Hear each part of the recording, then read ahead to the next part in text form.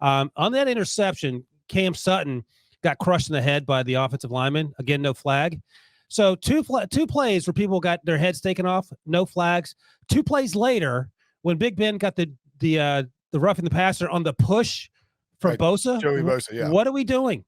Yeah. So you can't push a big fat guy, but you can go after guys' heads who aren't paying attention. And there needs to be a rule. Like I think we have too many rules. There needs to be a rule. If a player's down, you can't spear him. You have to touch him. Like you have to 2-hand touch him down because we see a lot. I think that is the rule, except they just didn't throw the flag. But I feel like so many guys get hurt that are on the ground and people just plow them. And I barge in there, and all they do is put a hand on him, but instead they like put their full body weight on him. Yeah, I don't know of all the things we're worried about in safety and all that stuff, and then you get Bosa a pass, rough the passer on a push. What are we doing?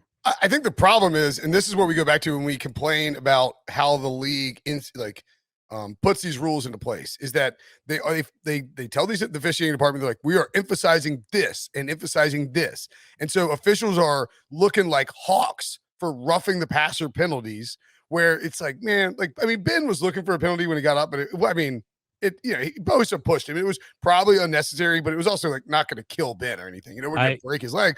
But they also, the taunting thing, Clyde Edwards-Helaire running in the end zone points in an earlier game. We'll get to that. The league puts an emphasis on this, and the refs are trying not to get in trouble for missing things that the league puts an emphasis on. So they catch these little minor violations of these specific rules. And meanwhile, they're out there completely whiffing on like forearm shivers to the head of running backs who are like flying down to the ground. They're the park ticking police trying to work homicide cases. Yeah. Come on. But anyway, Staley would have had to answer some questions if they had not won that football game. Well, definitely. I mean, another part of that was on the series where they blocked the punt, and that's where they were up 27-13. That was the first they handed it off on the first 2 plays on first down and second down. It was like, what are they doing? They're trying to run out the clock because they're up 27-13. They'd been just throwing all over Pittsburgh all night, and that is why they ended up going out there for the first punt that they didn't even get off. So they technically did not have any punts on the night, and that was where his bad decision making kind of started to let the Steelers back in the game. I will say this: they had the original punt, and they were offsetting penalties, so they had to replay the 4th down. Right. So there's not the illegal formation, it's they're just punting, and then maybe the Steelers don't even find a way to get back in that game because they were having at times trouble moving the ball. Although I thought the Ben played well, and I thought, we saw really nice games from Deontay Johnson and from Chase Claypool. Pat Frymuth caught a touchdown as well. Claypool had 5 catches, 93 yards, no score. Eric Ebron managed to find the end zone, and Deontay Johnson, seven catches on 13 targets. I feel like he didn't drop a lot though, right? Didn't drop any. They didn't drop any, and 101 yards and a touchdown. There were just some where Ben was sailing over his head, or there's the one where there was no pass interference. It was low because it was called off uncatchable, et cetera, et cetera. Just to be clear, the Steelers had no trouble moving the ball. I mean, the second series, they were down at the 2-yard line, and they went for it, which I was fine with. They didn't get it. They had 1 punt, and then the end of the game ended when Big Ben went backwards 45 yards. There were only 2 punts in the game that actually counted. One was blocked, and the other was the I don't think a blocked punt goes into the books as a punt. Yeah, it's not on the stat sheet. Technically speaking, there was only 1 punt in the game. Huh. Fun fact, Brinson. You want to know special? I guess I never really bothered to look at that.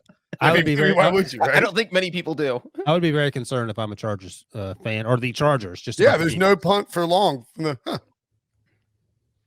Yeah, Sam Bruce Smith in the YouTube chat. If you're in there, by the way, hit the like button.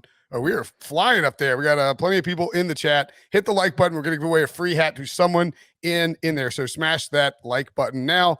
What about when Herbert got punched in the stomach? That was, for one, people on Twitter were mad at me because I said incredible play by Cam Heyward who chased down Justin Herbert. On Twitter. I mean, we can separate the two things because it was an incredible play by, there's no reason Cam Heyward, who's 288 pounds, 32-year-old Cam Heyward, defensive tackle. Yeah, a monster human who was gassed out there. There's no way that he should be able to walk down Justin Herbert and tackle him before the end zone. He did. So, but then he's like laying on him, and I think it was Joshua Palmer. Thank you.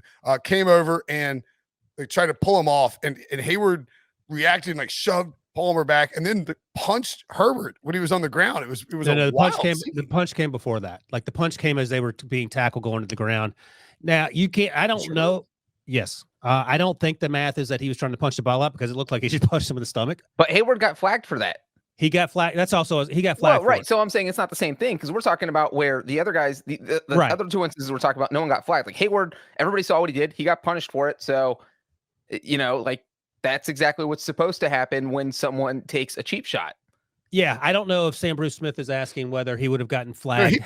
he punched him after Palmer tried to push him off. He shoved Palmer, then he turned around and hit him again. I mean, he got flagged. That's Yeah. It was just weird. It was weird to like react. It's like one thing to react to me, like get off of me, dude. Like that happens all the time. But then to turn around and punch the guy that you were laying on is very bizarre. What if he's like, if I'm going to get flagged, I'm going to go all in. I guess. I wonder if Herbert said, like when he was laying on Herbert, Herbert said something like, "Get off of me." Herbert didn't say anything. Or maybe he Herbert, said "Get off of something me, like, large man." "Yo, No, mama he- smells." Yeah, he didn't say. I would have to Talking guess. trash. Herbert didn't say anything. Yeah, he got flagged. It was a dirty play, but I mean, that stuff happens all the time. I guess I don't know what to tell you.